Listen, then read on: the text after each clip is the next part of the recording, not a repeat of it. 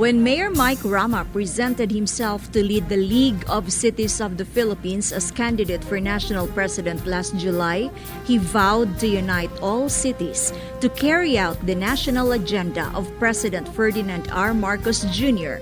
and Vice President Sara Duterte-Carpio.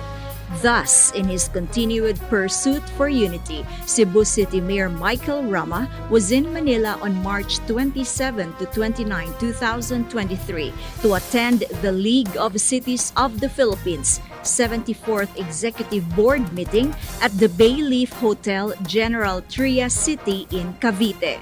Mayor Rama, being the national president of LCP, led the discussion and tackled pressing issues confronting cities, including the proposed amendments to the 1987 Constitution and bills on real property valuation reform and income reclassification of LGUs.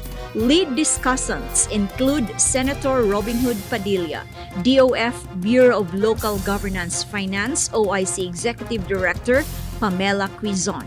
Every mayor came together to promote a long-term solution to social issues like inflation rate, emphasized the need to identify its impact in different cities in the country to create a comprehensive plan and actions. Capping the first day of the board meeting, all attendees were treated to a fellowship night and socialization.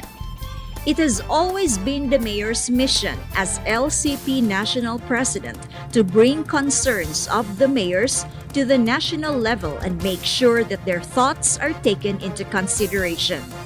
Because for Mayor Rama, no one should be left behind. Where one city lags, other should lend a hand.